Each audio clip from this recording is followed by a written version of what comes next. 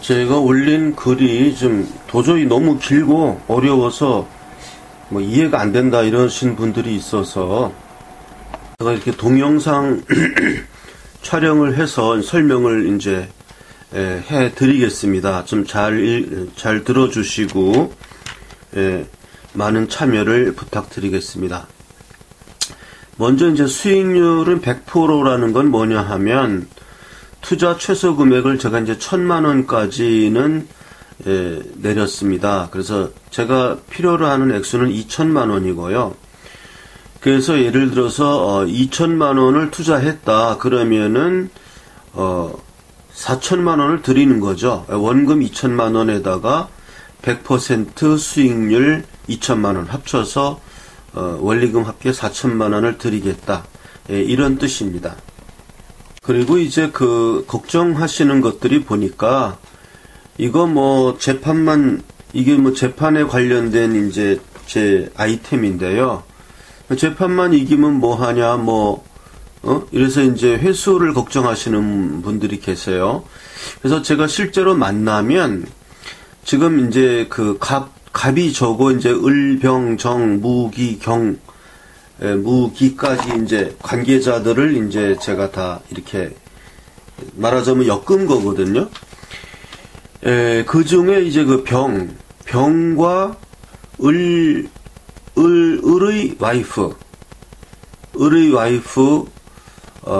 PC와 사이에 있었던 7년치, 2010년부터 2017년까지 은행 계좌 내역을 제가 이제 법원을 통해서 제가 문서 제출 명령을 신청해서 받았습니다. 그거를 제가 만나서 보여드릴 건데, 이 7년간의 이 계좌 내역을 이렇게 보시면은, 이 상대방들이 빈값다기가 아니라는 거, 돈이 뭐 엄청나게 많이 왔다 갔다 하고, 이런 것을, 제가 이제 이런 다 증거 서류죠. 그걸 통해서 이제 강제 집행하고 재판할 때도 쓰고, 지금 그렇게 하고 있습니다. 그래서 일단 그거를 제가 이제 보여드릴 거예요.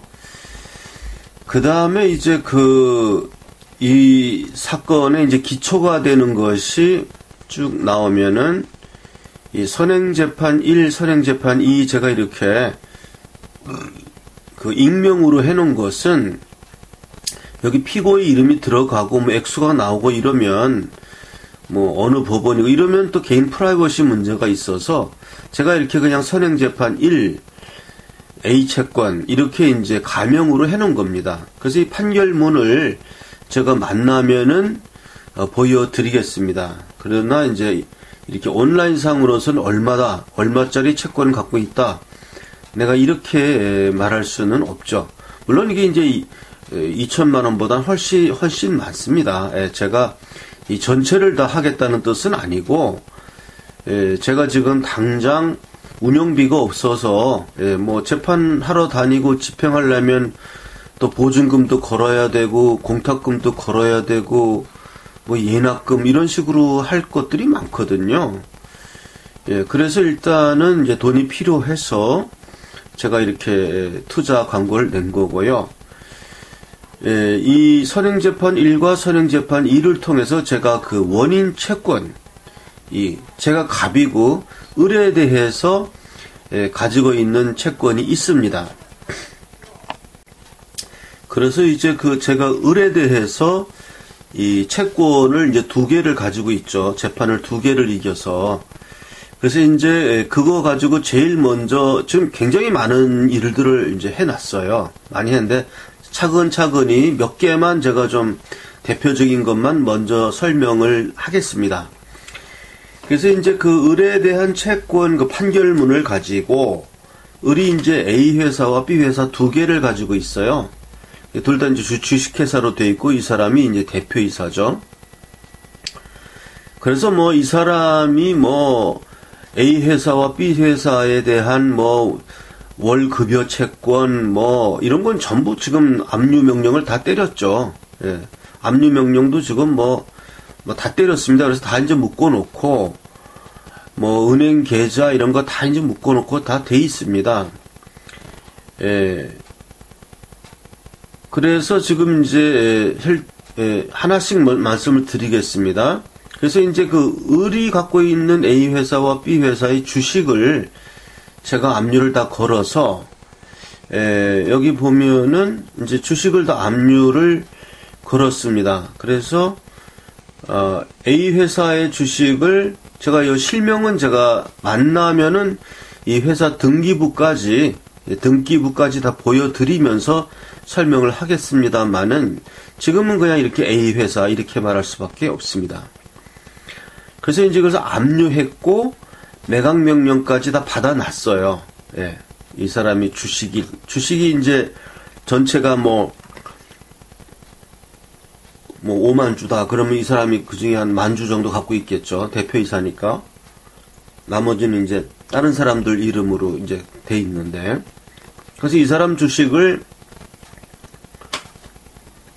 압류했고 매각 명령까지 다 받아서 일단 그걸 묶어놨습니다. 근데 이거를 이제 매각 절차를 진행하지 않는 이유는 이게 이제 액수가 커지다 보니까 일단 제가 갖긴 채권을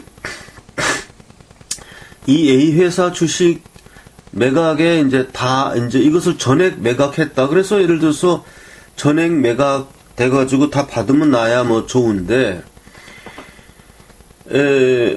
무슨 문제가 있냐 하면은, 이게 이제 전체 액수가 되다 보니까, 이거를 전부 매각하려고 그러면은, 이 을이, 이제 제가 뭘 생각해야 되냐 하면은, 이게 지금 비상장 법인이고 하니까 무슨 뭐 상장 주식처럼 매각이 팍팍 되고 이런 건 아니거든요. 그래서 제 목적은 이것을 매각 명령을 하면서 내가 싸게 매입을 하려는 거예요. 이 주식을. 예. 싸게 주식을 이제 매입을 하려고 하는 건데, 이 전체를 매각을 걸어버리면은 내가 이 매각 대금을 다 일단 일시불로 다 내야 되거든요. 그러려면 내가 지금 돈이 없단 말이에요. 예. 그렇기 때문에, 그리고 이제 전부를 해버리면 한 번에 끝나잖아요. 그래서, 그렇게 하지 말고, 일단 요 매각 명령을 내가 이제 걸어놓고, 이제 판결문이 2개니까, 다른 거 하나를 또 가동해가지고, 또 압류를 걸고, 또 매각 명령을 이제 받았습니다. 그렇게 해서 2개를 판결문 2개를 가지고 이제 압류와 매각을 다 걸어놨어요.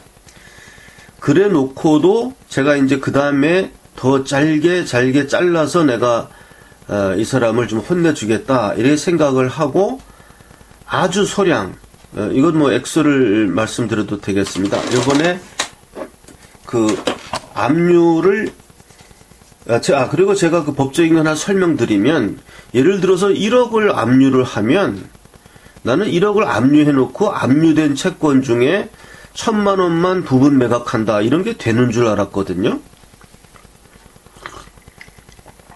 그 집행관한테 그런 걸 물어보니까 그거 안 된대요. 1억을 압류했으면 1억을 전부 매각해야 된다는 겁니다. 압류된 걸 몽땅. 그러면 잘라서 하려면 어떻게 해야 됩니까? 그러니까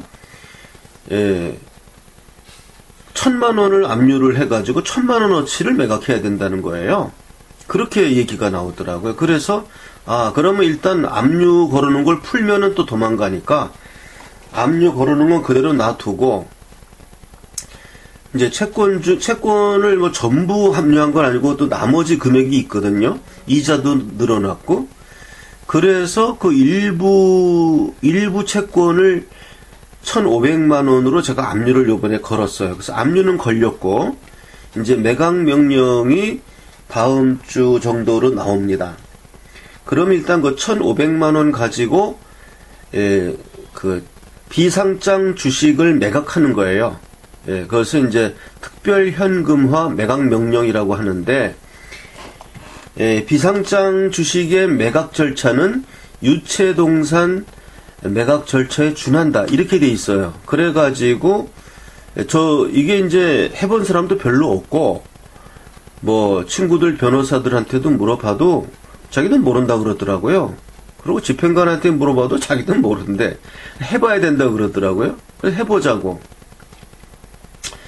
그래서 제 목표는 1,500만 원을 일단은 매각을 걸어가지고 내가 사버리는 거예요, 내가. 1,500만 원이면 이제 이 매각 절차에 들어가면 경매식으로 하니까 자꾸 이제 값이 내려갈 거 아닙니까? 뭐 900만 원, 700만 원, 뭐 300만 원 이렇게 내려갈 거 아닙니까? 그래서 일단 1,500만 원을 압류를 걸어서 매각을 시켜서 저희 작전은 한 쭉 내려와서 한 400만 원 정도까지 내려오면 내가 사버리려고 그래요.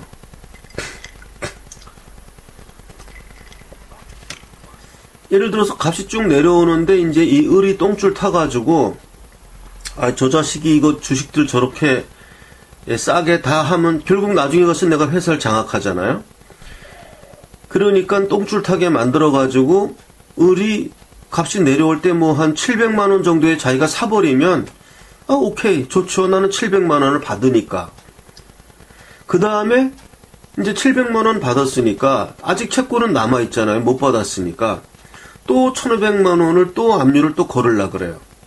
그래서 그걸 또 매각 명령을 신청해가지고 또 이렇게 하는 거예요. 그래서 1,500만 원 정도면은 저는 한 400만 원 정도면 내가 살려고 합니다. 이 비상장 주식을. 그렇게 사가지고, 자기가 안 사면, 자기가 700만 원 정도 선에서 안 사면 이제 더 내려올 때까지 기다렸다가 뭐 400만 원, 300만 원에 내가 사버리는 거예요. 그러면 1,500만 원짜리 액면가 주식이 뭐 300만 원에 팔리면 자기 손해죠. 그거 내가 가진 내 주주기 때문에 이제는 내가 주주니까 소액 주주가 되지 않습니까? 일단 일단 뭐 1,500만 원이면은 지금 그게 5,000원이거든요, 액면가가. 그러니까 3,000주란 말이에요. 3,000주면 5,000원이면 1,500만 원인가? 3,000 곱하기 5,000. 그렇게 되죠? 그럼 일단 3,000주를 내가 400만 원 주고 내가 매입을 해버리면 내가 그 3,000주의 주주가 되잖아요. 그럼 3,000주의 주주가 되면 소액 주주가 되니까 내가 이 을 회사, 이 A 회사에 가가지고 깽판 칠 수가 있어요. 지금은 내가 가서 그 회사 가서 깽판 치면은 뭐라 그러냐 하면은 당신 그 을하고 당신 개인적인 채권 채무니까 이 회사에는 오지 마세요. 이런다고 그 직원들이. 맞잖아요. 그래서 뭐 깽판 쳐서 받는 건 아니지만 그래서 이렇게 해서 주식을 내가 손에 넣으면은 주주가 회사에 가서 깽판 친다는데 그리고 이제 소액 주주에게는 많은 권한이 있거든요. 뭐 감사의 권한도 있고 회사 열람 신청도 할 수가 있어요. 그러면 회사가 열람을 다 해줘야 됩니다. 그래서 이거 좀 대체대조표를 보자라든지 이런 것을 주주가 요구할 수 있거든요. 이런 식으로 제가 압박을 가하려고 합니다. 그래서 이제 1,500만 원씩 이제 나는 매각 명령을 때리려 그래요. 그래서 이 A 회사를 내가 지금 A 회사 채권이 내가 1채권이 있고 2채권이 있지 않습니까? 1채권이 더 커요. 그래서 이제 그걸로 이 을의 주식을 내가 다 이렇게 압류를 걸어놨고 또 2채권 가지고도 또 압류를 중복으로 걸어놨어요. 그리고 나머지 이제 그 이자 채권 늘어난 거, 이자 채권 중에 1,500만 원을 요번에 이제 매각 명령을 때리는 거고, 그렇게 해서 일단 지가 똥줄 타면 지가 사면 좋죠. 지가 뭐 500만 원이라도 자기가 사면 경영권을 방어하기 위해서, 그럼 난 500만 원 받는 거니까. 그런 식으로 계속 1,500만 원씩 잘라가지고 나 하려고 그래요. 그래서 안 사면 내가 사고, 그러한 작전으로 제가 지금 있습니다, 현재. 그래서 A 회사와 B 회사에 대한 얘기가, 그래서 A 회사의 채권, 그 주식은 제가 이렇게 지금 압류를 다 걸어놨습니다. 그 다음에가 이제 그 B 회사의 을 소유 주식에 대한 문제가 좀 많이 복잡합니다. 이거는 많이 좀 복잡해서 잘 들으셔야 됩니다. 이걸 통해서 이제 손해배상 재판을 제가 이제 파생 재판이 생긴 거예요. 지금 을이 혼자서 나한테 사기친 게 아니고 병, 정, 무, 기 이렇게 그 관여자들이 있어요. 그 와이프까지. 예, 그래서 그 사람들을 다 엮어가지고 내가 이제 손해배상을 하려고 했는데 그 꼬투리를 못 잡다가 이번에 꼬투리를 잡게 됐습니다. 예,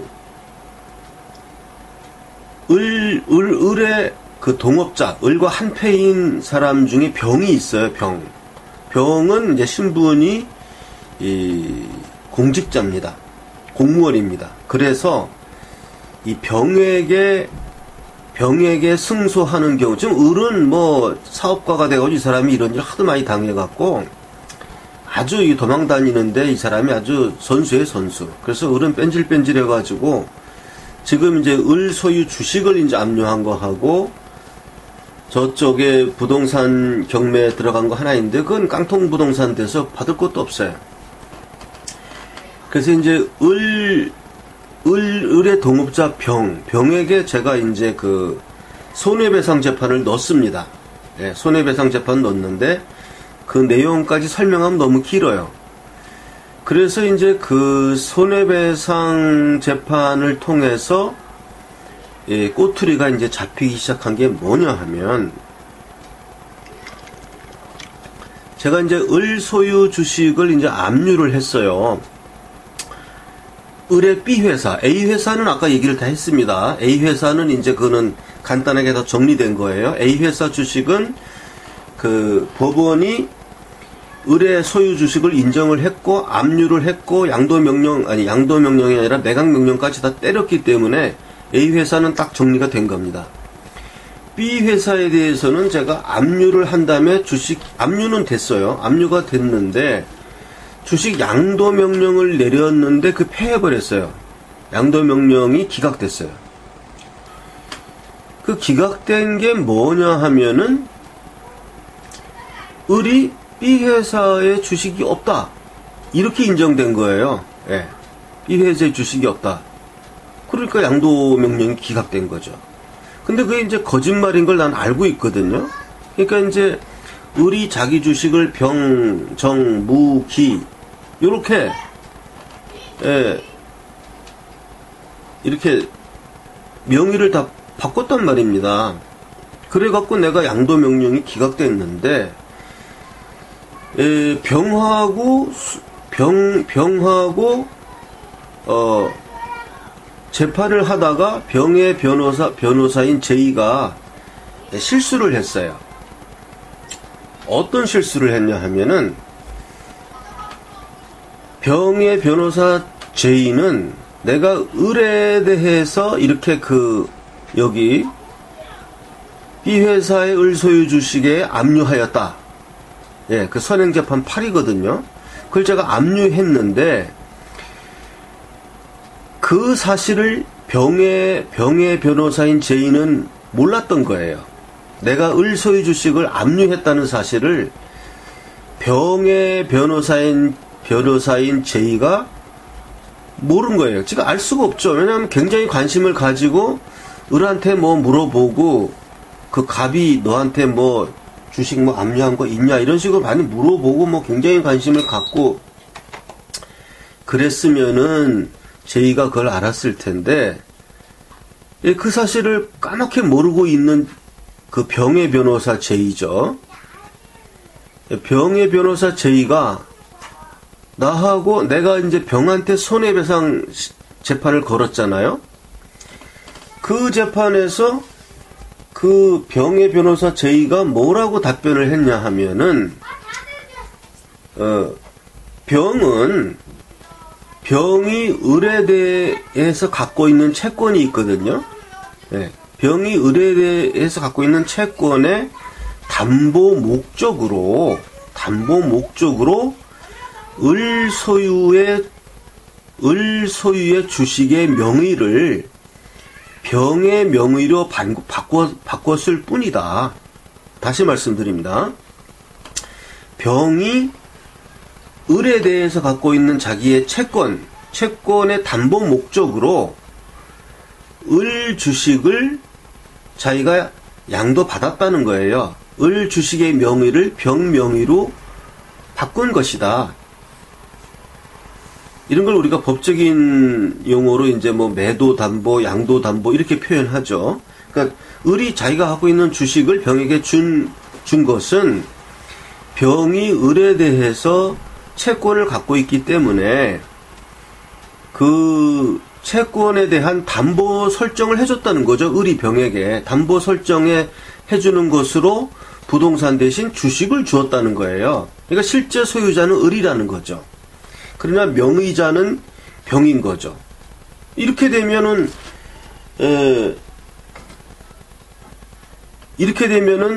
제가 주식 양도 명령이 기각되는 건 맞습니다. 왜냐면은 실제 소유자는 을일지 몰라도 주식의 명의자는 병이기 때문에 이거는 그 양도 명령을 내릴 수가 없는 거죠. 자, 그런데 문제는 뭐냐 하면 이 을이 그 B 회사의 주식을 증자를 했어요. 증자를 해가지고 증자한 주식을 또 병에게 또 예를 들면 뭐 만주를 또 명의 변경을 또 시킨 거예요.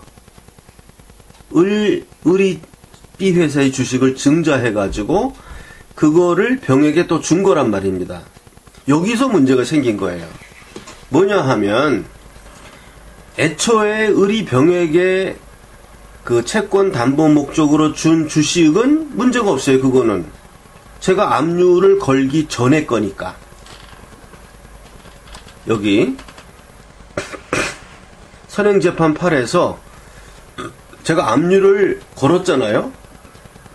제가 이거 2016년도에 걸었는데 2016년도에 걸기 전에 그 전에 을이 병에게 명의를 변경해 준 거니까 그거는 문제가 없어요. 그런데 이 선행재판 8로 내가 B회사 을의 B회사 소유주식을 압류 명령을 때렸는데 그 이후에 증자를 해가지고 병에게 넘겨준 거거든요. 여기는 문제가 생겨요. 뭐가 문제가 생기냐 하면 을이 B회사의 주식을 증자하는 그 순간에 내가 선행재판 8에서 압류를 건 그 압류에 그 증자된 주식이 걸리는 겁니다. 압류되는 겁니다. 그게. 압류가 돼버리는 거예요. 왜냐하면 내가 압류 명령이 먼저 내렸으니까.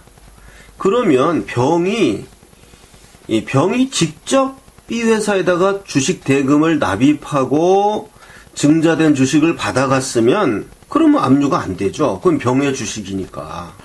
그런데 병의 변호사 J가 재판에서 준비서면으로 냈잖아요. 병이 을의 주식을 갖고 있는 것은 병이 을에 대한 그 채권에 대한 담보 목적으로 을이 병에게 주식의 명의를 변경해 준 것이다. 이렇게 말했기 때문에 그것은 증자된 주식을 을이 병에게 명의 변경해 주었다는 거거든요. 그러면 그 증자된 주식이 뭡니까? 압류된 거거든요.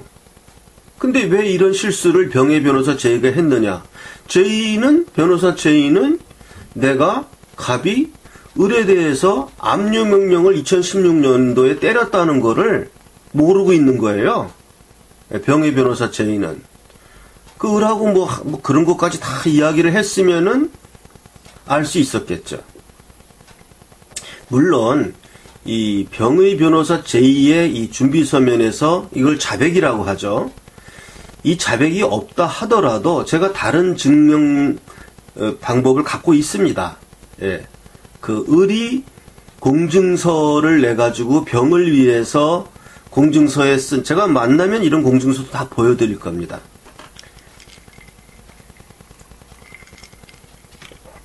그런 공증한 내역에, 뭐, 을이 병에게 주식을 준 것은, 뭐, 그, 채권 담보 목적으로 이렇게 준 것이다. 이런 내용의 공증서가 있어요. 근데 그것은 그 대상이 B회사의 주식이 아니고 C회사의 주식이었거든요. 그래서 그것을 유추한다라고 해야 되기 때문에 조금 약해요. 예, 약한데 이번에 병의 변호사 J가 뭐 제가 좀 설명이 길더라도 좀 자세하게 천천히 다 이야기를 하겠습니다.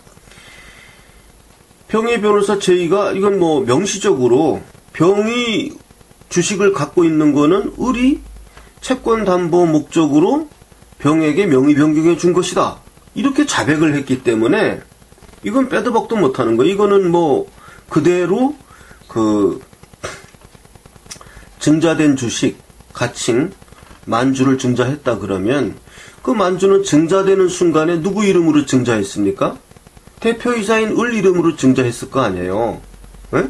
주식회사가 증자를 하는데 대표이사 이름으로 증자하죠. 아니면 주식 대금을 낸 사람 그 이름으로 증자를 하죠. 근데 여기서는 병의 변호사 J가 뭐라 그랬냐 하면은 그 주식을 을로부터 받았다 라고 얘기를 했기 때문에 그 주식은 을이 자기 이름으로 증자를 한 겁니다.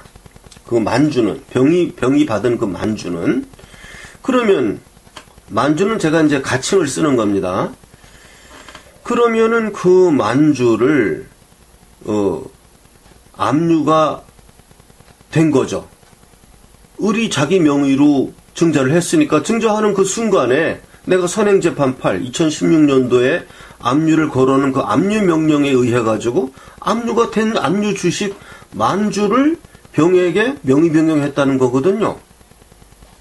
예, 그리고 그러한 그 병의 변호사 J의 자백도 있고 이번에 2010년부터 2017년까지 입수한 그 병의 은행 계좌 거래 내역의 7년치를 아무리 봐도 2010년부터 2017년까지 병이 주식대금 그 만주에 해당하는 주식대금을 이 B회사에 입금한 기록이 없어요. 없습니다. 그러니까 병의 자백이 없어도 나는 입증할 수가 있어요. 병은 을로부터 주식을 받은 거라는 사실을 입증할 수가 있습니다. 병이 그 B회사에다가 돈을 입금한 내역이 없는데요, 뭐. 주식대금을 납부를 해야 주식을 받는 거거든요. 우리가 그 증자할 때. 그 병이 거기다 입금한 내역도 없고, 병 스스로가 을로부터 주식을 받았다. 이렇게 자백을 했기 때문에 이건 명백한 겁니다. 그래서 제가 지금 하고 있는 재판이 이제 항소심인데 1심에서는 이만큼 제가 입증을 못했어요. 네, 자료도 근데 1심에서 못했는데 항소심에서 지금 횡재가 걸려 들어온 겁니다. 병하고 사실 난감했었는데 항소심에서 할 얘기가 마땅치 않았는데 병의 변호사 J가 닥플레이를 하는 바람에 그런 자백을 써줘가지고 다시 말씀드리지만 병의 변호사 J가 내가 을에게 2016년도에 압류 명령을 때렸다는 거를 J가 무슨 수를 알겠습니까? 굉장히 관심을 가지고 다 찾아보고 이래야 그걸 알 텐데 사실은 뭐 물론 자백이 없었다 그래도 뭐 소송해 나갈 수 있지만 어쨌든 이렇게 자백을 해줘가지고 굉장히 명백해졌어요.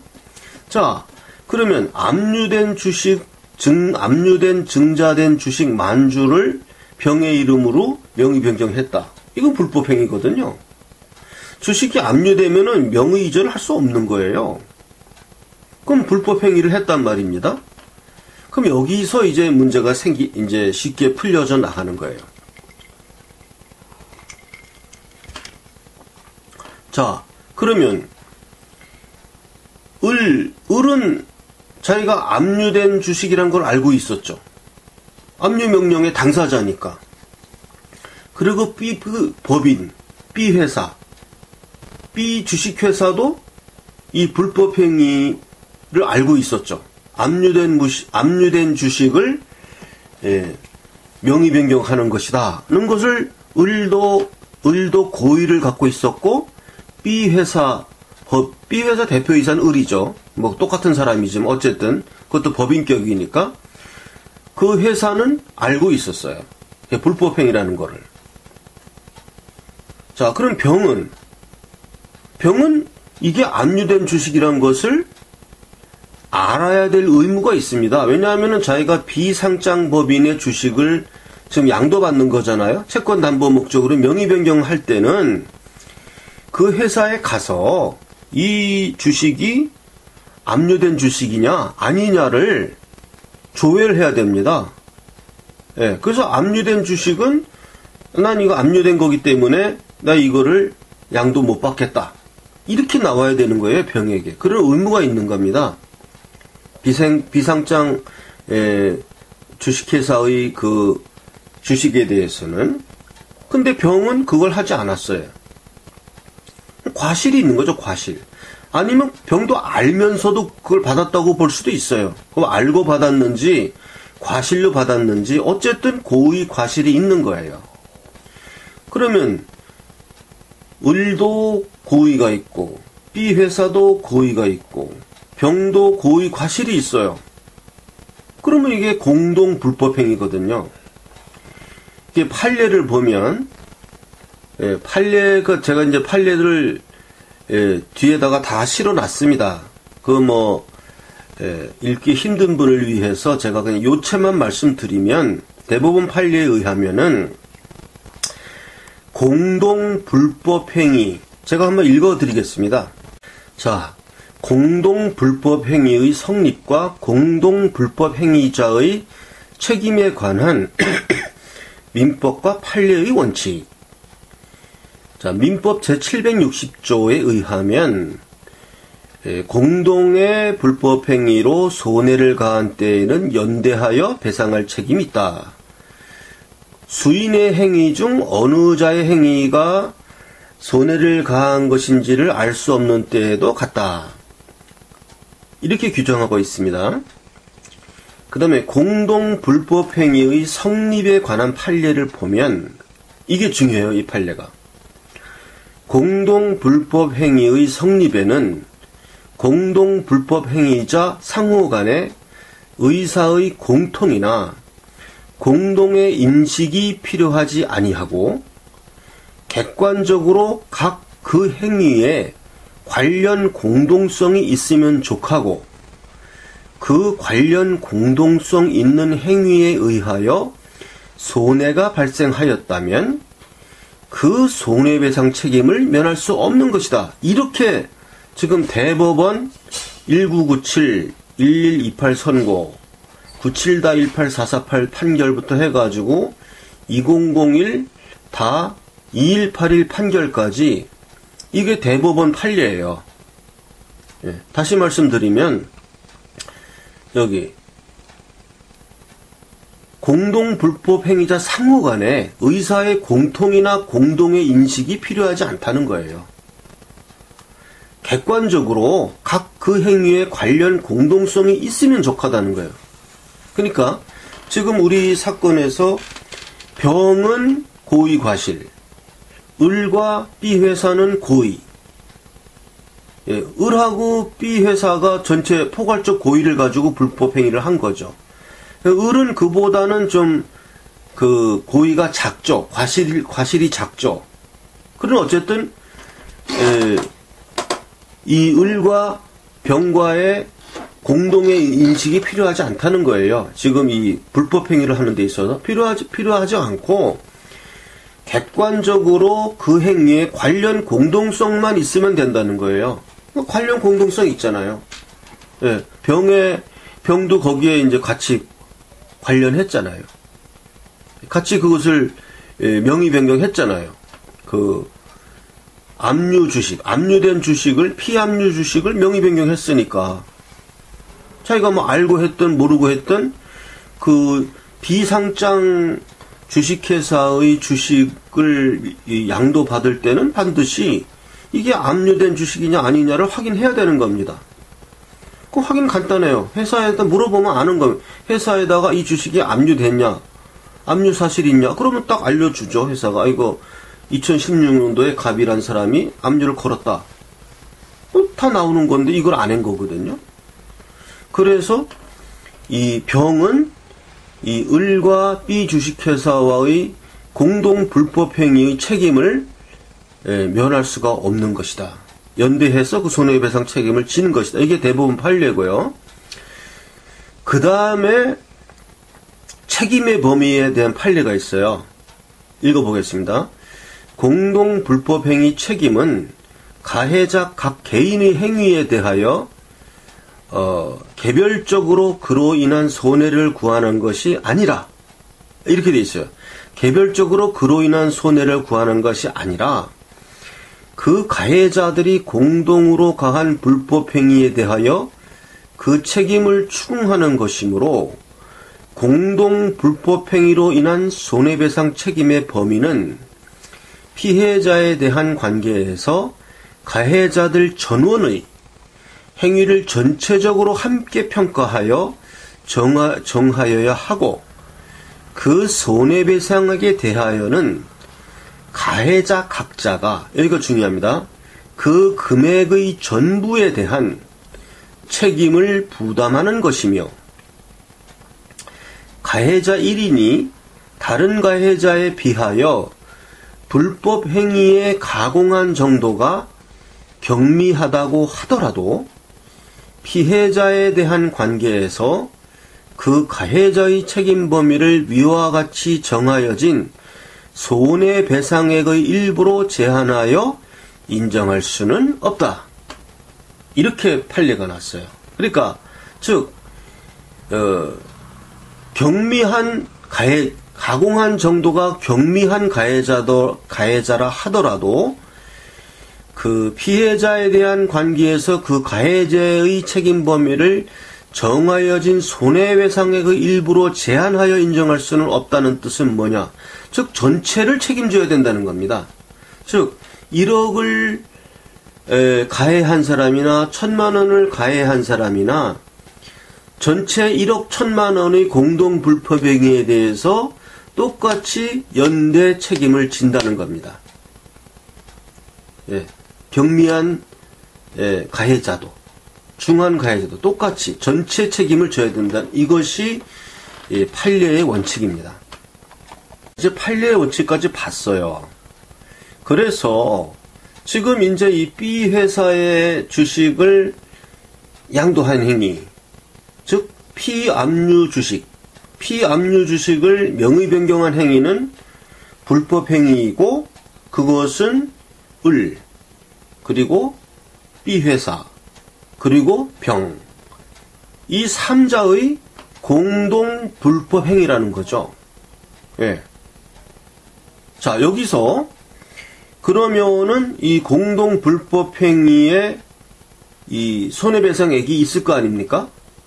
예를 들어서 이제 만주다 그러면 만주면 뭐 1억이다 이렇게 예를 갖칭 그러한 이 손해배상액이 이제 정해집니다. 근데 아까 판례에서 보았듯이 이 공동 불법 행위가 지금 더 큽니다.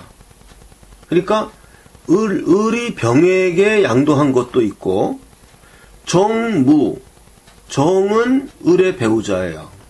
무는 또 을의 가족이에요. 이렇게 정과 무에게도 주식을 증자해가지고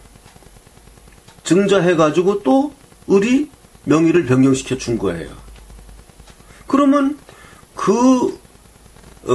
정과 무에게 양도한 그 주식도 내가 선행재판 8에서 압류한 피압류 주식인 것입니다. 그것도 명의 변경할 수 없는 거예요. 그것도.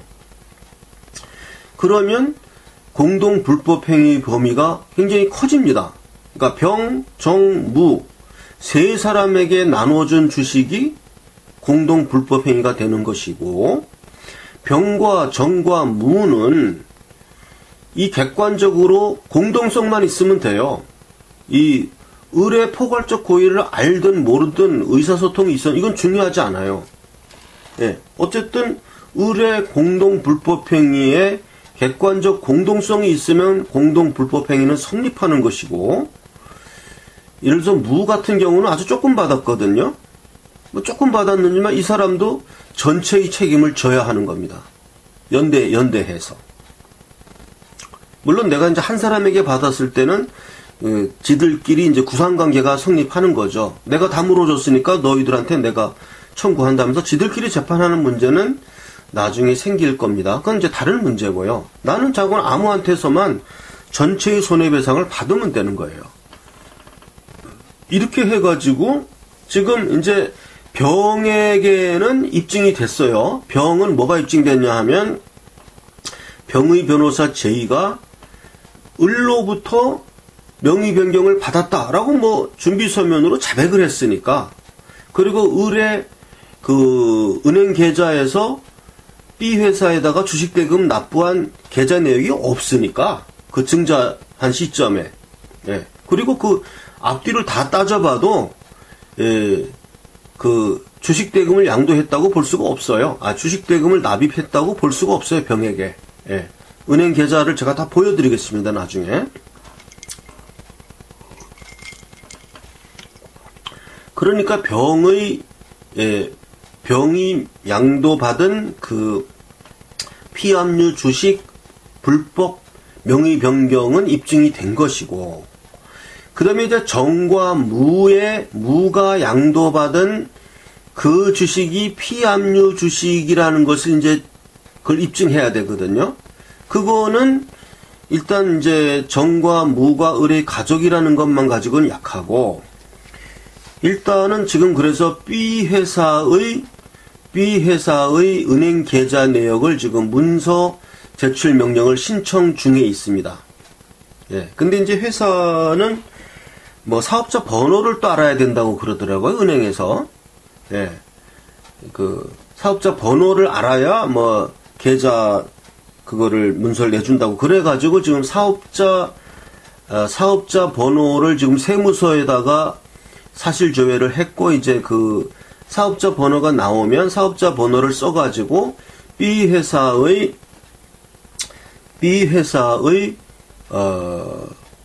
그 은행 계좌를 내놔라. 왜냐하면 이제 그 은행이 그 주거래 은행이 어딘지 다 압니다. 왜냐하면 내가 B 회사의 대표이사를 내가 했었거든요.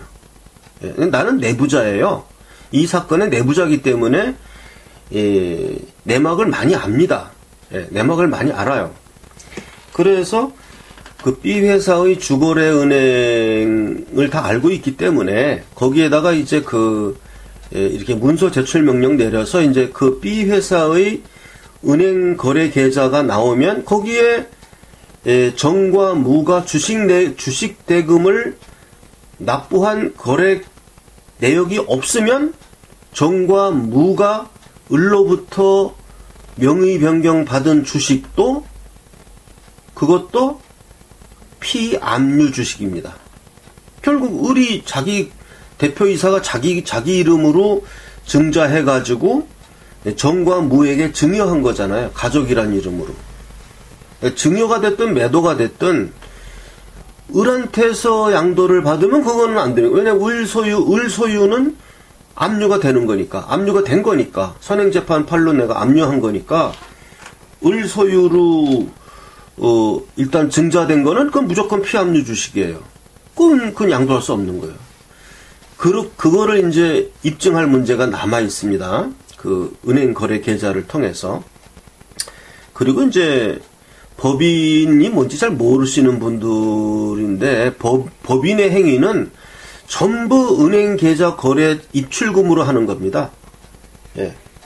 법인과의, 왜냐하면은 그거는 이제 그 세금 문제가 있고 이래가지고, 예. 그 모든 거래는 법인과는 그 은행 계좌로 하게 돼 있어요. 예. 그리고 뭐, 직접 회사로 쫓아가서 무슨 뭐 돈을 낸 수기 영수증 이런 거는 판사가 안 믿어줍니다. 예, 그런 건 신빙성이 없어요. 그리고 요새 세상에 한두 푼도 아니고 1,000만 원 이상 넘어가는 돈을 전부 계좌이체하지 뭐 언제 그거를 예? 수기로 영수증 받고 이런 거 하면 인정을 안 해줘요. 그건 판사가 계좌이체 내역으로 하는 겁니다. 그래서 지금 정과 무의 그 공동 불법행위 가담 이것을 지금 입증 단계에 들어가 있고, 만약에 정과 무에 대해서 입증을 못한다고 하더라도 병에 대해서는 이미 입증된 거거든요. 병이 자백을 했으니까. 예. 병의 계좌 내역에는 B 회사에다가 주식 대금을 납부한 계좌 내역이 없으니까. 자백도 했고 계좌 내역도 없어. 그러니까 병은 무조건 을에게서 받은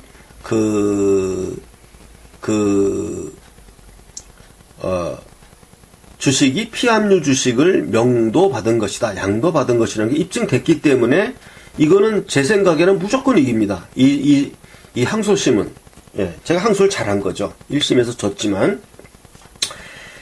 예, 그것이 지금 그러면 벌써 만약에 지금 이 병에게 재판을 이기면 지금 을은 지금 돈을 안 갚잖아요. 그리고 여리저리 빠져서 미꾸라지 같이 이제 하는데, 병은 지금 뭐 공직자 신분이고 도망도 못 가요. 그래갖고 이제 이 사람도 이제 그 임대차 보증금도 지금 제가 이제 그 가압류 신청도 지금 해놨습니다. 가압류가 떨어질지 안 떨어질지는 모르겠지만, 또 뭐 그 임대차 보증금이 뭐 가압류 안 된다 하더라도 월급이 있지 않습니까? 월급이. 급여 채권이 있고. 그리고 뭐 이런 사람이 뭐 회생이나 뭐 파산 신청하면 내가 들러붙어가지고 반대하고 이의 제기하고 이런 거 다 증거 제출하면은 파산 회생 안 됩니다. 그럼 못해요. 그래서 지금 그러니까 채무자를 이제 늘려가는 작업을 하는 거죠. 그러니까 을 소유의 그 A 회사 주식은 이미 압류가 돼 있고, 그거를 잘게 잘라서 1,500만 원씩 잘라가지고 약을 올리면서 매각 명령을 해가면서 지가 사면 그 살 사람 아마 을밖에 없어요. 그 누가 사겠습니까? 비상장 법인을. 지가 사면은 내가 돈을 받는 거고, 안 사면은 내가 사는 거예요, 싸게. 뭐 한 400만 원으로 내려오면은 내가 사버리는 거예요. 1,500만 원을 300만 원에 사는데 당연히 그거 사죠. 그거를 이제 뭐 다 살 필요는 없고요. 뭐 한 5,000주까지만 딱 갖고 있으면은 이제 소액주주니까, 그 B 회사 가가지고 다 내놔라, 서류. 그리고 주주회의 참석해가지고 반대하고, 얼마든지 이거를 갱세할 수 있거든요. 일단, 그 A 회사 주식은 그렇게 아까 결말이 됐고요. B 회사 주식에 있어서는 지금, 병에 대해서 현재 이제 병 상대로만 하는 거예요. 항소심을. 항소심에서는 피고를 추가할 수 없기 때문에 병하고만 재판해야 됩니다. 그래서 이제 정하고 무에 대한 공동 불법 행위가 이제 지금 병과의 재판, 여기서 지금 이제 결정이 나죠. 그러니까 병과의 항소심 재판이 굉장히 중요합니다. 그렇게 해서 이제 이 채무자를 병, 정, 무로 늘려가는 거예요. 그러면 뭐, 정은 이제, 을은 자기 처가 이제, 정이니까, 정 이름으로 다 뭐 해놨어요. 뭐, 임대 보증금도 다 정 이름으로 해놓고 뭐, 이제 도망 다녀야 되니까, 자기는. 그러니까 이제, 그, 정의 이름으로 주식도 막 해놓고 막 이제 이렇게 해놨는데, 그것도 이제 나중에 또 설명하겠지만 공격 방법이 있습니다. 그래서 일단 병정무로 채무자를 이제 증가시키는 거예요. 채무자가 많으면 돈을 받을 수 있는 확률이 크지 않습니까? 그렇게 되고, 이게 이제 지금 피압류 주식 명의 변경을 했다는 불법 행위에 의한 손해배상 재판을 제가 지금 병하고 하고 있는 것이고, 이것이 8월 달에 변론이 있고, 변론을 한 번 더 할지 더 잡아줄지 그건 모르겠는데, 8월 변론 종결이 될 확률도 있고요. 한 번 더 한다 그러면 9월 중에 아마 변론 종결이 있고, 10월까지는 판결이 날 겁니다. 그 다음에 이제 그 병이 을에게 이제 채권을 갖고 있다 그랬잖아요. 거기에 대해서 이제 그 담보 물권을 또 을이 병에게 설정해 준 게 있는데, 세 가지가 있어요. 이제 파주 부동산에 저당권 설정한 거, 그 다음에 이제 자동차에다가 얼마 저당권을 또 병에게 설정해 줬어요. 자동차에다가. 그 다음에 이제 세 번째가 이 주식을 병의 명의로 변경하였다. 이거는 이제 여태까지 설명을 다 했으니까 됐죠. 주식에 대한 건 이제 다 됐습니다. 그래서 이제 그 두 번째 유력한 게 뭐냐면 자동차에, 이건 뭐 외제 자동차라 좀 비싼 거예요. 여기다가 이제 저당권을 병에게 설정해 준 게 왜 불법 행위고 왜 손해배상이냐.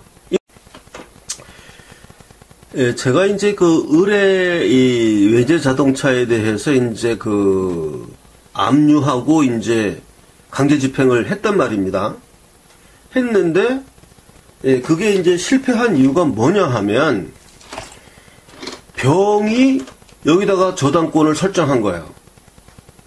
얼마.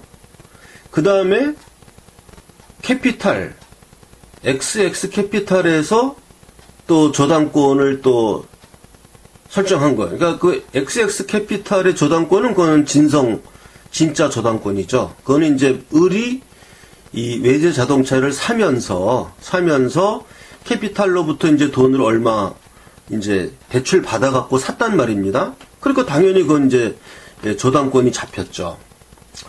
저당권이 잡히고, 그 다음에 2순위 저당권으로 병이 또 얼마 저당권을 이렇게 설정받은 거예요. 을로부터. 이래가지고 내가 이거를 경매를 시킬 수가 없는 게, 왜냐면은 이제 그 경매이익이 없잖아요. 경매이익도 없고, 그래가지고 그때 경매를 못한 거예요. 그 이게 왜 불법 행위냐? 나는 알아요. 이게 병이 저당권 갖고 있는 게 이제 가짜 저당권이다. 가짜 저당권이다. 병이. 왜냐하면 나를 막으려고. 내가 이제 자기 을의 그 외제 자동차를 이제 압류해갖고 집행할까봐 이렇게 이제 가짜로 이제 해놓은 거라는 걸 나는 알죠. 근데 그게 가짜라는 걸 무슨 수로 밝힙니까? 그런데 끈덕지게 이렇게 하다 보니까 이번에 제가 이제 그 병의 은행 계좌 거래 내역을 입수했지 않습니까? 그러면 설명을 다시 해야 되겠네. 그런데 을이 이 자동차의 소유권을 이제 2000 몇 년도인가, 하여튼 몇 년도에 2015년도인가요? 2015년도에 그 B 회사로 명의를 넘겼어요. 매매하는 걸로. 자기 개인 소유에서 B 회사로 넘겼어요. 왜냐면 이제 내가 쫓아다니니까. 넘기면서 어떤 일이 일어났냐 하면은, 이 XX 캐피탈의 저당권도 말소가 됐고, 병이 XX1의 저당권도 말소가 된 거예요. 다시 말씀드립니다. 을이 자기 명의로 되어 있는 이 외제 자동차의 소유권을 B 회사의 소유권으로 넘기면서, B 회사는 뭐 자기 회사니까 뭐 그게 자기 똑같은 거예요. 소유권을 넘기면서 이제 B 회사로 넘어가면 내가 이제 집행을 못 하죠. 예, 난 을에 대한 채권자니까. 그 넘기면서 XX 캐피탈의 저당권도 말소가 됐고 병의 저당권도 말소가 됐어요. 뻔한 거죠. 왜냐하면 이제 소유권을 B 회사로 넘겼으니까 이제 나를 막으려고 해놓은 이런 저당권들이 필요 없는 거 아닙니까? 그래서 이게 이제 불법행위다라는 걸 내가 입증하는 거예요. 왜냐하면 너무 말이 딱 보면 알잖아요. 말이 안 되잖아요. 그 소유권 넘기는 그날 다 말소하고 바로 넘겼단 말이에요. 똑같은 날. 예. 이게 뻔할 뻔짠데 입증을 못 하지 않습니까? 그래서 이번에 이제 나는 이게 이 병이 갖고 있는 저당권은 불법 허위 저당권이다라는 게 내 주장이거든요. 그래서 내가 주장한 게 뭐냐 하면 병이 요 저당권자니까 말소해 줬다는 거는 을로부터 이 저당권 예를 들어서 이게 5천만 원이다. 그러면은 5천만 원을 받았다는 것이다. 5천만 원을 변제받고 병에게 그 저당권만큼 이 저당권이 된 게 예를 들면 그거지 않습니까? 병이 을에게 갖고 있는 채권에 대한 저당권이라는 거잖아요. 제가 알기로는 을이 병에게 거의 갚았습니다. 채권도 별로 안 남았어요. 안 남았는데 그걸로 핑계 삼아서 나의 강제 집행을 막으려고 이따위로 저당권을 설정해 놓고 나를 방해하는 거거든요. 근데 어쨌든 그 내막을 알기 전에는 공격할 수가 없는 거거든요. 자, 그래서 내 주장은 뭐냐 하면 병이 자기가 이 외제 자동차에 설정한 그 저당권을 말소해 줬다는 얘기는 이게 5천만 원 저당권이라면 5천만 원을 받았다는 얘기다. 채무를. 채권 5천만 원 채권 변제를 받았기에 병이 저당권을 말소해 주는 거지. 돈도 안 받고 말소해 주는 사람 봤냐? 만약에 돈도 안 받고 말소해 줬다 그러면 애초부터 그거는 허위 저당권이다. 내가 이걸 주장을 한 거예요. 그러니까 판사가 딱 받아들여줬죠. 그래서 내가 그 성명 신청을 넣었어요. 이 병에게 너가 이 가칭 5천만 원 저당권을 네가 말소를 해줬는데 이 저당권을 말소하면서 받은 그 거래 내역을 성명해라. 성명 신청했더니 판사가 말이 되지 않습니까? 병에게 때렸어요. 성명명령 내렸어요. 네가 저당권 말소한 대가로 받은 그 5천만 원의 그 거래 내역을 성명해라. 이렇게 성명명령이 내렸습니다. 병 성명 못할 겁니다. 왜냐하면은 내가 이 병의 거래 내역을 은행 계좌를 보면 이 금액을 을로부터 받은 사실이 없어요. 예. 만나서 종이쪽지로 가짜 영수증? 그거 안 믿어줍니다, 법은. 5천만 원을 그렇게 받는 사람이 어디 있습니까? 도둑 집단이에요? 그런 거 하고 있게? 자, 그러니까, 병은 이거를 성명 못 합니다. 은행, 계좌 내역에도, 병이 이것을 받은 내역이 없습니다. 그러면 애초에 이것은 가짜 저당권을 설정한 겁니다. 목적은 뭐예요? 갑이 을에 대해서 강제 집행한 것을 막기 위해서 병하고 을이 허위 의사표시를 한 거죠. 통정 허위 표시를 한 거죠. 예. 그럼 가짜 저당권을 설정하는 거 이거 불법 행위거든요. 그러면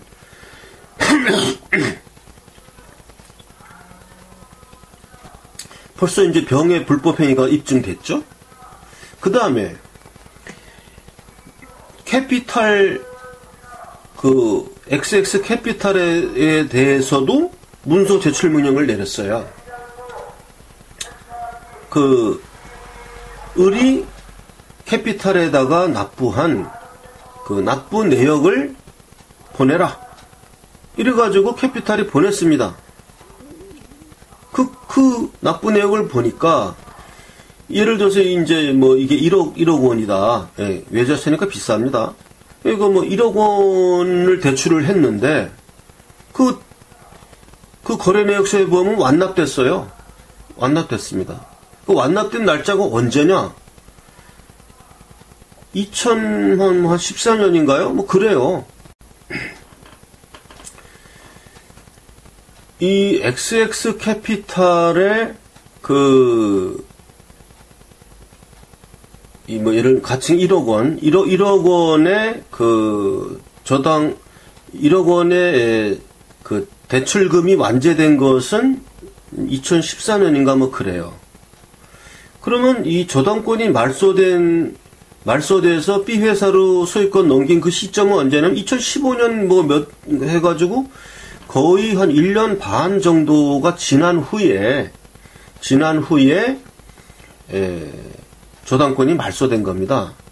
그러니까 즉 무슨 얘기냐 하면은 1년 반 동안 이 XX 캐피탈의 저당권은 없는 건데 완납한 거니까. 채무가 없는 저당권은 피담보 채무 부존재의 저당권이잖아요.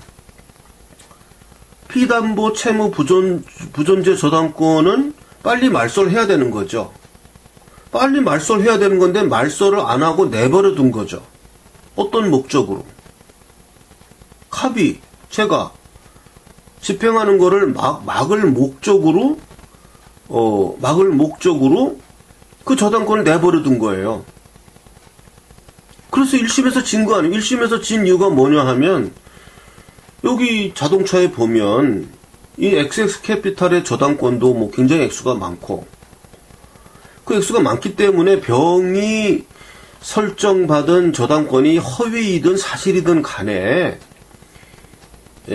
갑에게 손해를 줬다고 볼 수 없다는 거예요. 이 XX 캐피탈 저당권이 앞에 선순위 저당권들은 많이 있기 때문에, 이런 1심 판단이 나왔던 이유가 결국 사실관계에 착오가 있는 거 아닙니까? 이 XX 캐피탈의 저당권은 없는 건데 다 완제가 됐으니까 2014년에 완제가 됐으면 말소를 해야 될 거 아니에요.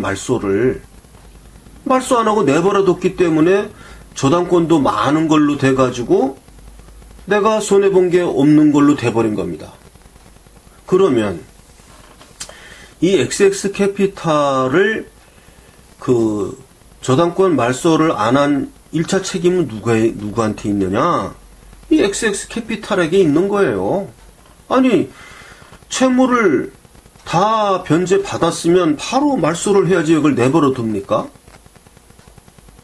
그리고 그 내버려 둔 거를 을은 이용했잖아요. 네, 을에게 책임이 없다 하더라도 관계없어요. 을은 갑의 과실 행위죠. 갑의 과실에 의한 불법 행위를 을이 포괄적 고의를 가지고 이용한 겁니다. 또 병인 애초에 이거 허위 저당권이 입증됐잖아요. 병이 있는 저당권에 대한 그 5천만 원, 가칭 5천만 원입니다. 그것도 설정해서 2개를 이용해 가지고 채권자인 갑의 강제 집행을 방해한 겁니다. 을이. 이 포괄적 이것도 공동행위가 되는 거예요. 공동 불법 행위. 그러면은 XX 캐피탈의 이미 변제가 돼버린 피담보 채무 부존재 저당권 1억 원 하고 병이 허위 저당권 설정한 거 5천만 원. 합쳐서 1억 5천만 원이 이 공동 불법 행위의 손해액입니다. 아까 판례에 의해서 아까 판례에 의해 가지고 이 XX 캐피탈의 고의 과실이 있든 없든, 과실은 있는 거죠. 고의가 있든 없든 과실은 분명히 있는 거니까. 그거 왜 말소를 안 합니까? 저당권을. 그 책임이 있는 거예요. 이 XX캐피탈의 과실 책임. 병은 애초부터 허위 저당권이니까 이거는 뭐 고의 과실이죠. 고의 과실. 을은 몽땅 알고 있잖아요. 이거를 다 몽땅 알고 있으니까 고의가 있는 거죠. 이 1억 5천이죠. XX캐피탈 1억, 병은 5천만 원. 합쳐서 1억 5천만 원의 공동 불법 행위가 성립하는 겁니다. 그리고 병은 이 전체 1억 5천만 원에 대한 연대 책임을 져야 되는 거예요. 이거는. 나는 병에게 1억 5천만 원을 청구할 수 있는, 이건 이번 재판에서 이걸 청구하는 겁니다. 항소심에서.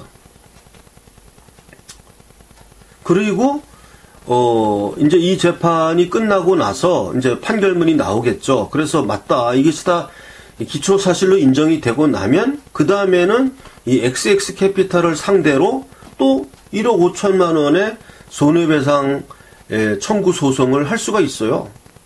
당신네 회사의 그 을과의 공동 불법 행위로 인해 가지고 내가 1억 5천만 원을 손해봤다. 이래서 손해배상 청구 소송 들어가면 그건 바로 이기죠. 왜냐하면 이 항소심의 판결문이 있지 않습니까? 여기서 기초사실로 인정해 줬지 않습니까? 그럼 여기 판결문 딱 붙여가지고 그 재판 딱 넣으면 그건 뭐 2, 3개월이면 딱 바로 판결 나옵니다. 그럼 이 XX캐피탈에게 1억 5천만 원을 받는 건 거의 현찰이에요. 이건 캐피탈이니까. 현찰 받는 거죠, 이거는. 이래서 이 외제자동차의 이 지금 담보권 설정한 거, 이것이 지금 불법행위라는 것이 지금 입증이 되기 때문에 여기서 병에게도 청구할 수 있고 이 XX캐피탈이라는 아주 강력한 채무자까지 또 하나 확보가 된 겁니다.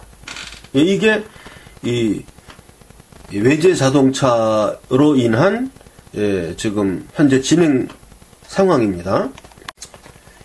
그 다음이 이제 또 병에게 청구하는 액수가 이제 이 경기도 파주부동산에 이제 병이 이 저당권을 또 이제 얼마 이렇게 설정해가지고 내가 이제 을에게 대해서 집행을 못하도록 이걸 해놓은 거예요. 그러니까 이제 은행에서 대출받은 돈도 있지, 병의 저당권도 있지. 그러니까 이제 뭐 경매를 무슨 수로 시킵니까? 경매 그때 했는데 경매의 이익이 없다. 그리고 내가 그 은행의 대출금을 내가 다 물어줘야 돼요, 먼저. 다 물어줘야 경매가 되더라고요. 그래서 경매를 그때 못했는데 이 병이 설정한 이 저당권이 사회행위로 취소가 됐어요. 그건 내가 취소시킨 게 아니고 다른 어떤 그 은행에서 을의 채권자인 어떤 은행에서 사회행위 취소 소송을 걸어가지고 병의 이 저당권이 사회행위다. 뭐 이렇게 돼가지고 취소가 됐습니다. 뭐 그거는 설명을 약하겠습니다. 그것까지 설명하면 너무 길어요. 그래서 좌우간 병의 저당권은 사회행위로 취소가 됐기 때문에 내가 거기에 대해서 손해배상을 청구하는 거죠. 왜냐하면 너가 이거 사회행위가 된 건 누구세요? 그러니까 이제 병의 저당권이 사회행위로 취소가 되었습니다. 그래서 이제 제가 주장하는 거는 그러니까 병의 변호사 제이가 주장하는 건 뭐냐 하면 사회행위라는 건 불법행위가 아니다. 그러니까 지금이라도 경매 신청해서 당신 이거 경매 시켜가지고 돈 받아가면 병이 뭔 손해를 줬다는 거냐, 이렇게 이제 답변을 합니다. 그래서 제가 주장하는 게 뭐냐 하면 그때 병이 저당권을 사회행위로 해가지고 설정을 하는 바람에 그때 내가 경매를 신청했으면은 그때 을이 산 가격이 있잖아요. 경매로 산 가격.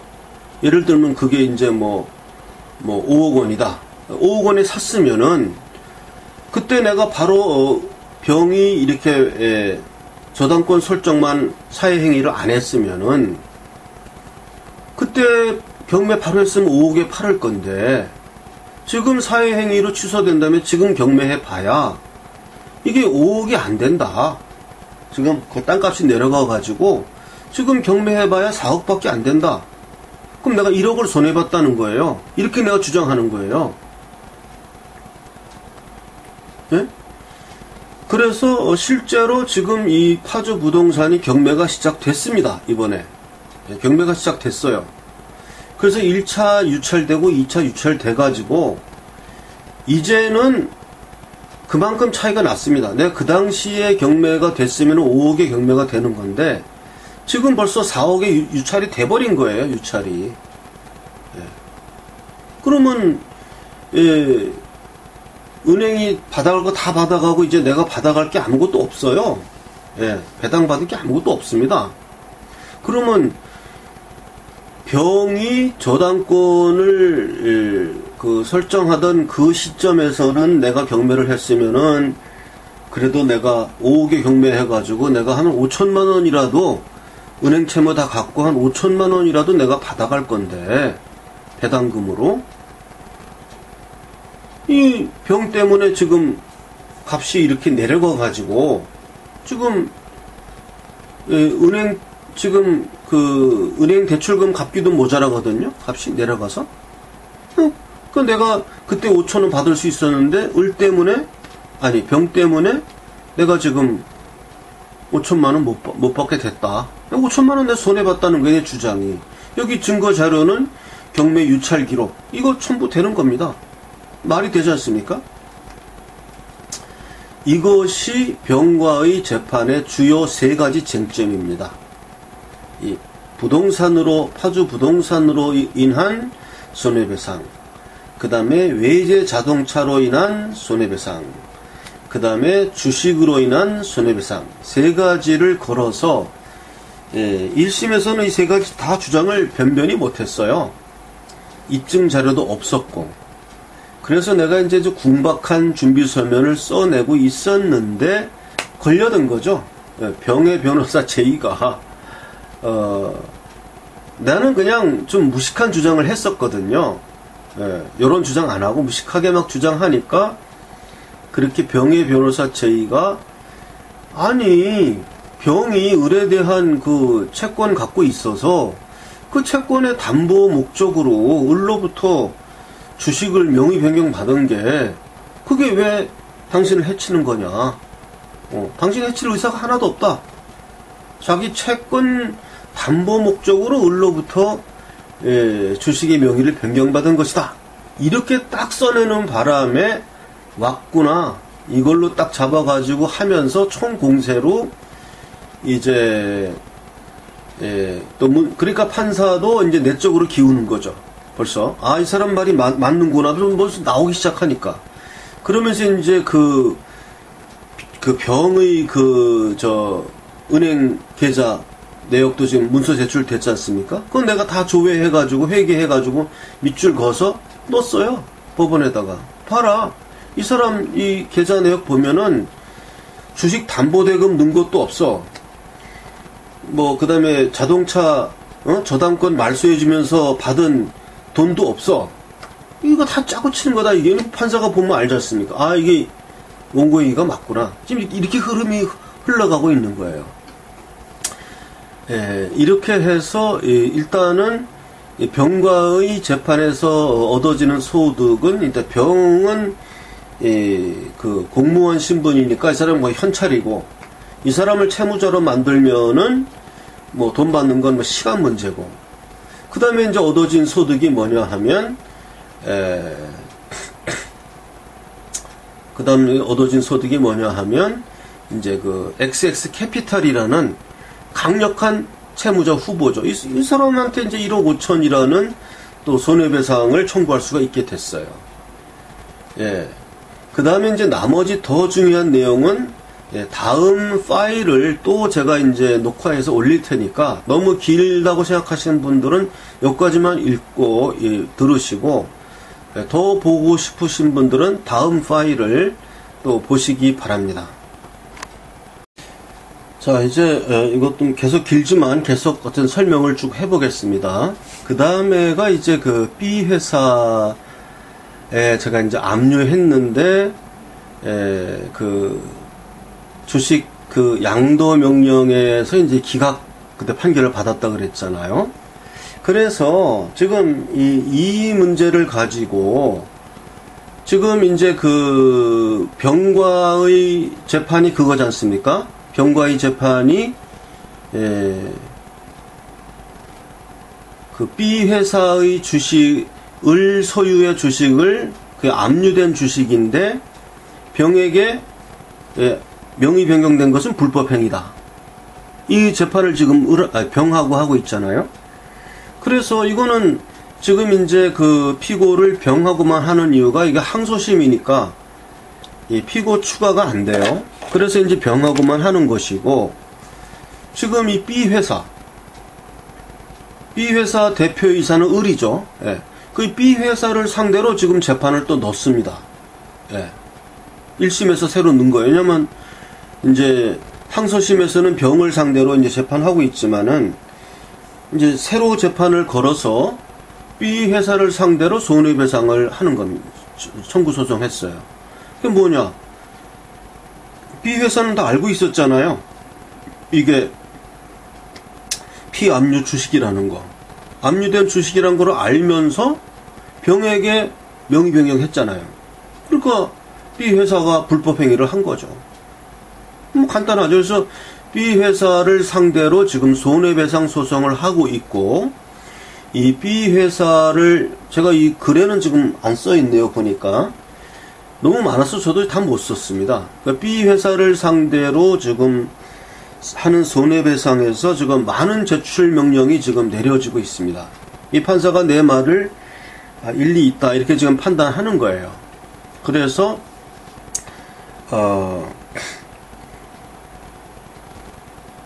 이 B 회사를 상대로 그 병에게 불법 명의 변경한 거, 그 다음에 정무에게도 불법 명의 변경한 거, 이제 그거가 입증되는 거는 B 회사의 은행 계좌 내역만 이제 입수가 되면 그건 입증이 되는 거예요. 정하고 무가 주식 대금을 납입했을 리가 없습니다. 예, 을의 가족인 정무가 주식 대금을 납입했을 리는 만무하고 을이 증여한 거니까, 예, 정무의 그 애에게 주식을 양도한 행위도 피압류 주식 명의 변경이라는 공동 불법 행위다라는 것이 이제 입증하려는 것이 목적이고, 두 번째가 뭐냐 하면 좀 더 거슬러 올라가서 이 주식 양도 명령이 애초에 이게 기각된 게 잘못이었다.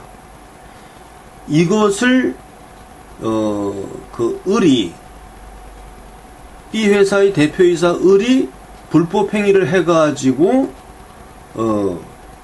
사실을 은폐했다는 것을 제가 지금 주장하고 있습니다.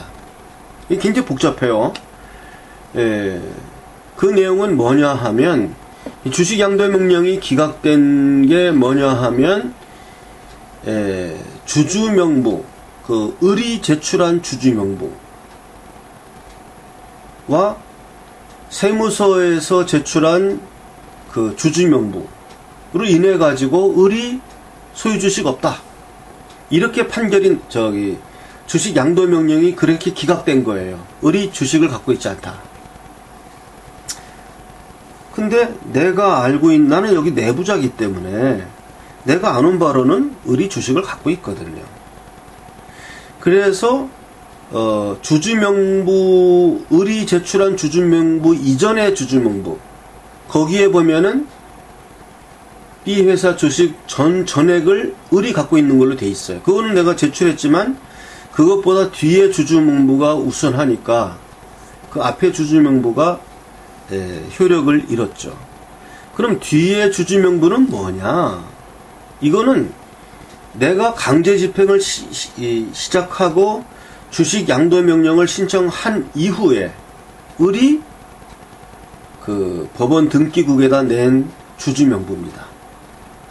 내가 예를 들어서 이 양도명령 신청한 게 3월, 4월이면 을이 이거를 낸 거는 7월인가 그래요.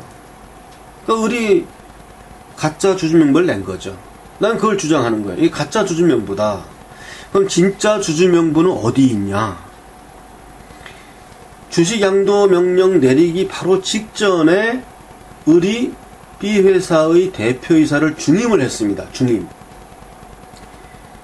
중임할 때는 주주명부를 내게 돼 있어요. 공증을 받아서, 공증변호사의 공증을 받아가지고 그 의사록을 법원 등기국에 제출하도록 되어 있습니다. 그래서 그 법원 등기국에다가 그 당시에 2016년도죠. 그 당시에 이 주주명부를 제출하라. 사실조회를 보냈는데 등기국에서 사실조회 답변이 왔는데 거기는 주주명부가 없는 거예요. 주주명부가 빠진 의사록이 온 거예요. 이 얘기는 뭐냐 하면 을이, 대표이사인 을이 그 중임을 하면서 주주명부를 빼고 등기를 한 겁니다. 주주명부를 일부러 자기가 누락시키고 등기를 한 거예요. 그럼 주주명부는 어디가 있느냐? 이 대표이사 중임에 필요한 의사록은 공증변호사의 공증을 받게 돼 있거든요. 그 공증서에 보면은 항목에 주주명부란 항목이 딱 있습니다. 주주명부가 공증을 받게 돼 있어요. 그리고 대표이사가 중임을 할 때는 그 주주명부가 첨부가 돼야 돼요. 그 주주 결의권이 있어야 이 대표이사 중임이 되는 거거든요. 그래서 그때 제출된 주주명부가 공증을 받았는데 그 공증받은 변호사 사무실에서는 있는데 그 공증을 해줬죠. 변호사가 공증을 해준 그 서류를 대표이사인 을이 법원에다가 갖다 내는 과정에서 주주명부만 빼버리고 나머지 서류만 등기를 한 겁니다. 이거는 불실 등기를 한 거죠. 그럼 뭐 불실 등기에 대해서는 뭐 과태료 몇만 원 내는 걸로 끝이에요. 주주명부 빼고 등기한 거니까 어쨌든 등기했으니까. 그래서 그 공증변호사에게 그 당시에 그 사실조회 명령을 내렸습니다. 법원에서 내가 신청을 해가지고 그 공증변호사한테 대표이사, 을의 대표이사 중임을 하는데 공증한 그 주주명부, 네가 공증한 주주명부를 사실조회해라 라고 했는데 안 보내는 거예요. 이놈이 변호사가. 뭐 을로부터 어떤 얘기를 들었을 겁니다. 그런 거 보내지 말라라고. 그러니까 안 보내요. 을은 자기 손님이니까. 그때 그걸 못 받았어요. 그래서 이번에 이 지금 1심 재판에다가 B 회사를 상대로 하는 재판에다가 문서 제출 명령을 내렸습니다. 이러이러한 사연이 있었다. 이래서 이 공증변호사가 을과 커넥션을 가지고 사실조회에 응하지 않았다. 내가 그래서 그 공증변호사를 그 중앙지검에다가 내가 고발도 하고 그랬어요. 불실 등기 기재죄 뭐 이런 식으로 해가지고. 근데 뭐 안 되더라고요. 이미 뭐 이건 양도명령 다 기각된 후에 그거 하면 뭐합니까? 그래서 이번에 내가 간곡하게 문서 제출 명령 원인을 써가지고 제출을 했더니 판사가 문서 제출 명령을 때렸습니다. 그 공증 변호사한테 네가 그 당시에 공증한 을의 대표이사 중임에 공증한 그 주주명부를 제출하라. 이렇게 문서 제출 명령을 때렸습니다. 그러니까 판사도 내 말을 이해하는 거예요. 아, 맞다. 제출해라. 이제 그거 제출되면 거기에 실제와 부합하는 주주명부가 나올 겁니다. 두 번째가 또 뭐가 있냐 하면, 그때 이 B회사의 주거래은행에다가 주주명부가 거기 있습니다. 왜 있냐 하면은 B회사가 그 거래은행으로부터 대출을 받았거든요. 그 은행에다가 대출을 받으면 매년 주주명부를 내야 돼요. 그 채권 갱신하면서. 아니면 다 갚든지. 뭐 채무를 연장할 때는 반드시 주주명부를 첨부하게 돼 있어요. 그리고 그 주주명부가 사실과 다르면 채무 환수하죠. 은행으로부터. 그러니까 은행에다가 제출하는 주주명부야말로 정말 이게 진짜 주주명부예요. 그래서 그거를 제출하라고 그때 사실조회를 신청을 넣었는데 법원에서 독촉수까지 보냈습니다. 그 주주명부를 내라고. 그런데도 그 은행에서는 주주명부를 내지 않았어요. 이 말이 됩니까? 법원이 사실조회를 했는데 은행이 제출 안 한다는 게, 이거는 을하고 그 은행하고 커넥션이 또 있는 거예요. 예. 이런 거 오면 뭐 일체 내지 말라고 을이 이제 입단속을 했겠죠. 이미 내가 다 강제 집행하고 있는 그런 상황이니까. 그래서 그리고 억울하게 내가 이제 두 군데 제일 믿을 수 있는 거, 대표이사 중임에 들어가는 주주명부하고 그 다음에 대출금 그 연장에 들어가는 주주명, 이게 제일 정확한 거거든요. 이 두 개가 다 저놈들이 제출 안 한 거란 말입니다. 그래서 그 내용도 써가지고 이번에 문서 제출 명령을 내려달라. 그래서 내 신청이 받아들여졌습니다. 그래서 1심 재판에서 지금 그 은행에다 대고 그 당시 B회사가 제출한 대출금 관련 서류 중 주주명부를 3년치 3년치의 주주명부를 제출해라. 이렇게 지금 명령을 내렸기 때문에 아마도 그 주주명부에는 을 소유로 다 되어 있지 않을까. 세무서에 제출하고 뭐 이런 거는 가짜를 제출할 수도 있어요. 그 뭐 세무행정상 필요한 거기 때문에 실제 소유관계가 아닐 수도 있거든요. 그리고 그 대표이사가 주주를 자기가 과반수 이상 자기가 갖고 있어야 회사 일 그 도장 찍을 때 편하지, 만약에 과반수가 아니고 진짜로 이렇게 뭐 을, 병, 정, 무에게 진짜로 이렇게 나눠준 상태면요, 과반수가 아니면은 뭐 좀 복잡합니다. 도장 다 만들어 갖고 찍어야 되고 뭐 그것도 이렇게 뭐 어렵진 않지만, 그래도 자기가 과반수 있을 때는 그냥 자기 이름으로 해가지고 이렇게 하기 때문에 제 추측으로는 을 소유로 되어 있지 않을까. 그래서 이것을 입증하면은 지금 그 B회사를 상대로 불법 피압류 주식 명의 변경 공동 불법 행위 그 책임을 묻는 것뿐만 아니라 애초에 이 주식 양도 명령을 기각시킨 이 사실 은폐한 책임까지 물어가지고 손해배상액이 더 늘어나죠. 지금 증자했을 때 양도한 거 그것뿐만 아니라 애초에 네가 처음부터 갖고 있던 주식이 전부 압류된 거였으니까, 그 내 친구 변호사 얘기로는 그러면 이거는 네 말한 대로 된다 그러면 국가를 상대로도 손해배상을 청구할 수 있다 그러네요. 내 친구 변호사 얘기로. 왜냐하면은 이 주식 양도의 명령이 잘못된 판단한 거잖아요. 어쨌든 법원이. 그럼 국가를 상대로 손해배상 재판 신청할 수 있다 그러더라고요. 친구 변호사 얘기로는. 뭐 그건 고려해 볼 겁니다. 어쨌든 이러이러한 해서 그때 내가 탄원서도 내고 그랬어요. 근데 그때 내가 항고를 안 했기 때문에 항고를 안 했으므로 인정한 것이다. 뭐 이렇게 돼가지고 국가를 상대로는 질지 모릅니다.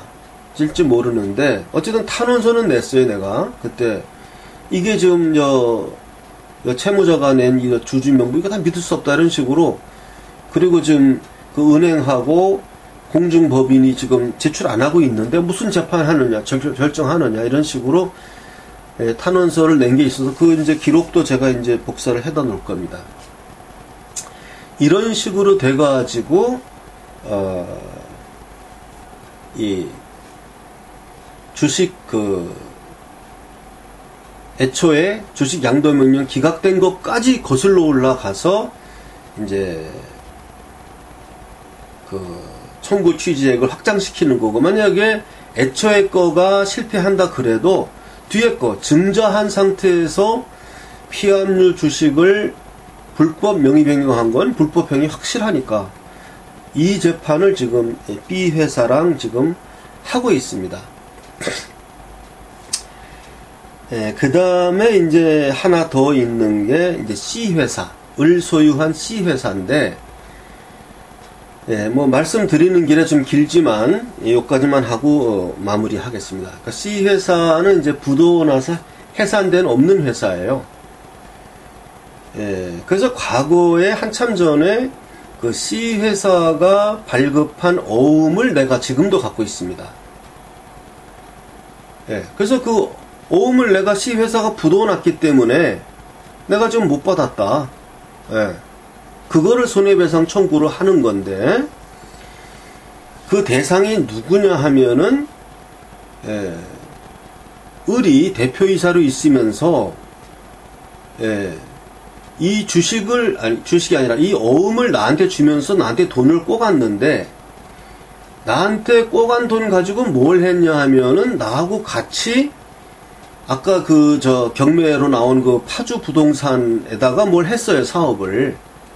근데 이 사업은 그 C 회사의 사업이 아니에요. 이 을 개인의 사업입니다. 을 개인의 사업. 을 개인의 사업을 나하고 동업을 한 거거든요. 그때 재판한 기록 다 있습니다. 그리고 본인도 나하고 개인 사업 했다는 걸 다 인정을 한 거기 때문에, 내가 이 C 회사의 이사, 기경을 상대로 이 사람들이 이사거든요. 손해배상을 청구한 거예요. 당신들이 대표이사인 을을 관리감독을 잘못해가지고 회사가 부도가 났다. 왜? 회사 주식을 회사를 위해, 회사 어음이죠. 회사 어음을 회사를 발행했으면 그 어음을 회사를 위해서 사용해야 되는데, 이거는 나한테 빌려주고 그 어음을 보증서로 준 거죠.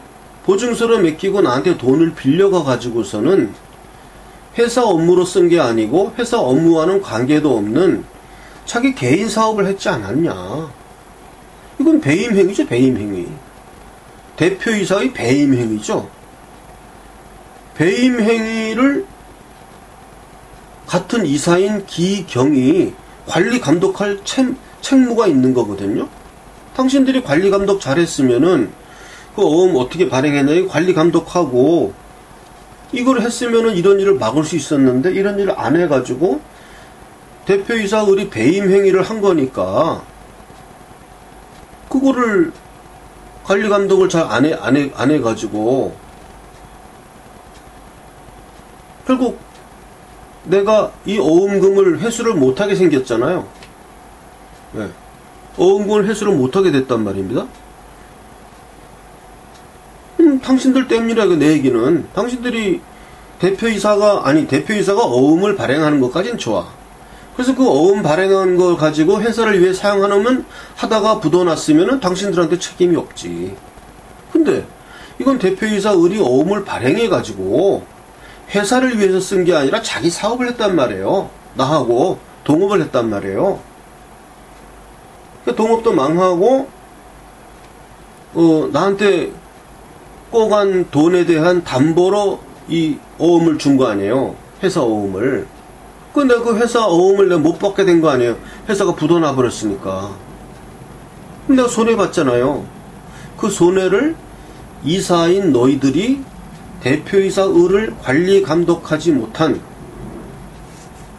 그 책임을 져라. 하고 손해배상을 신청한 게 이것도 다른 재판입니다.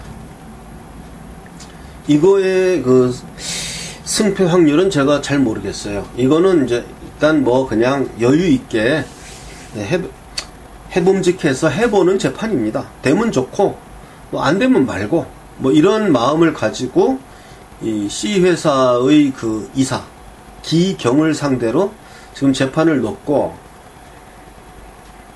그 청구액 중에는 그 어음금, 내가 지금 어음을 지금도 갖고 있어요. 그 어음 원본을. 그 어음금이 예를 들면 가사 가치 뭐 한 2억 원이라고 치면 2억 원 플러스 뭐가 있냐면, 내가 을을 상대로 이제 그 자동차가 하나 있었는데 그걸 내가 타고 다녔는데 이제 그거에 관련된 소송을 넣어가지고 을과 C 회사를 피고로 해가지고 연대 책임져라 해가지고 재판을 해가지고, 재판 내용은 생략하겠습니다. 너무 기니까. 승소를 했어요. 좌우간. 그 뭐 3천만 원을 배상해라 라는 재판을 승소를 했는데, 어떻게 승소했냐면 을은 제외됐어요. 을을 피고로 했는데 을은 책임이 없다. 이 C회사가 책임이 있다.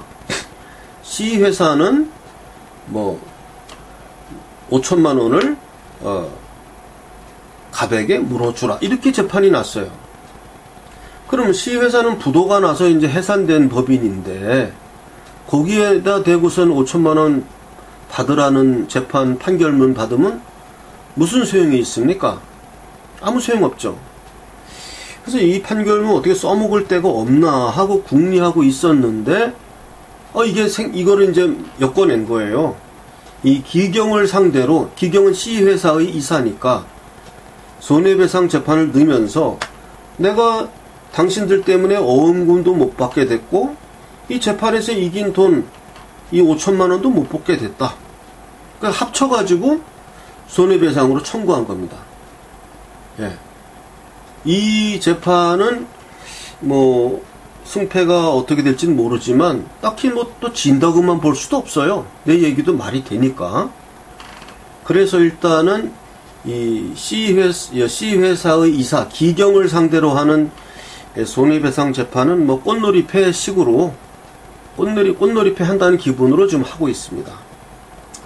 예, 이렇게 이 사항이 현재 이제 그 재판 상황이고, 제가 이제 이러한 식으로 이 채무자들, 피고들을 늘려가다 보면 재판을 이제 이렇게 많이 이긴다면, 채무자가 많아지면 뭐 채권 회수는 확실한 거 아닙니까? 채무자가 많으면 다 연대 책임지는 것들인데, 예. 그래서 이 사항이 제가 하는 아이템입니다.